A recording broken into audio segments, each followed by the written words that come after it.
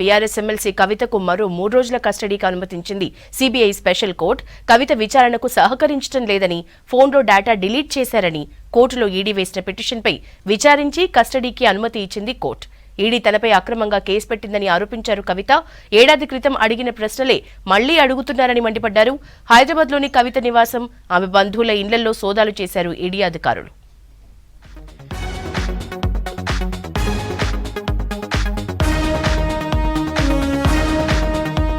Delhi liquor scam money laundering కేసులో BRS MLC కవిత కస్టడీని పొడిగించింది rows avenue court. మరో 3 రోజులు కస్టడీ పొడిగిస్తూ ఉత్తర్వులు జారీ చేసింది. దీంతో కేజ్రీవాల్తో పాటు మరికొందరితో కలిపి కవితను విచారించే అవకాశం ఉంది. ఇవాళ్టితో కవిత ఈడీ కస్టడీ ముగియడంతో కోర్టులో హాజరుపరిచారు ఈడీ అధికారులు. కవిత విచారణకు సహకరించడం లేదని కోర్టులో తెలిపారు అధికారులు. కేజ్రీవాల్ అరెస్టు తర్వాత ఇద్దరిని కలిపి విచారించాల్సిన అవసరం ఉందని చెప్పారు. మరో 5 రోజులు కస్టడీ పొడిగించాలంటూ ఈడీ పిటిషన్ దాఖలు చేసింది.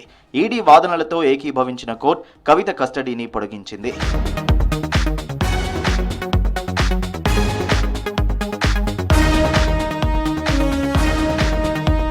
కవిత ఫోన్ డేటాను పూర్తిగా డిలీట్ చేశారని కోర్టుకు చెప్పారు ఈడీ అధికారులు. ఫోరెన్సిక్ ఎవిడెన్స్ తో సరిపోల్చి చూశామని చెప్పారు.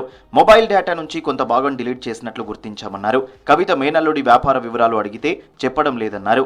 మేనల్లుడి ద్వారా వినియోగించుకున్న సొమ్ముపై సమీర్ మహేంద్రుతో కలిపి విచారించాల్సి ఉందని కోర్టుకు వివరించారు ఈడీ అధికారులు.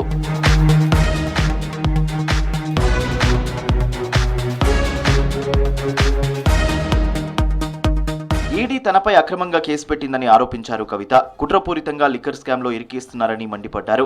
విచారణలో ఏడాది క్రితం అడిగిన ప్రశ్నలనే ఇప్పుడు అడుగుతున్నారని విమర్శించారు. దీనిపై న్యాయస్థానంలో పోరాడుతామన్నారు. ఎన్ని కుట్రలు చేసినా నిజమే గెలుస్తుందన్నారు కవిత. Same thing that as 1 year back, it is a illegal arrest. We are going to fight it out. It is a political case, it is a fabricated case, it is a false case, we are fighting it out. They have nothing new, they are asking the same thing again and again.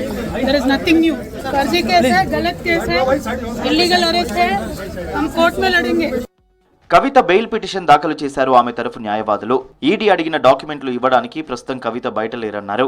కవితకు కుటుంబ సభ్యులతో మాట్లాడేందుకు అనుమతి ఇవ్వాలని కోర్టును కోరారు కవిత తరఫు న్యాయవాదులు.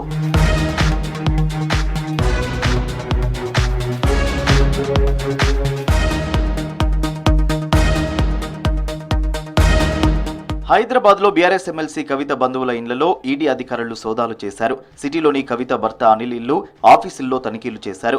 మరోవైపు మాదాపూర్లోనూ కవిత ఆడపడుచు అఖిల నివాసంలో రైడ్స్ చేశారు.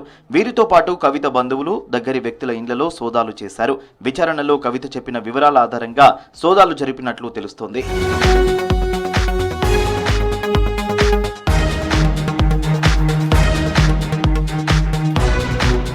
ఈడీ కార్యాలయంలో కవితను కలిశారు ఆమె భర్త అనిల్, పెద్ద కుమారుడు. నిన్న కవితను కలిశాడు చిన్న కుమారుడు. 4 రోజుల క్రితం తల్లి కుమారుడిని కలిసేందుకు కోర్టు అనుమతించింది.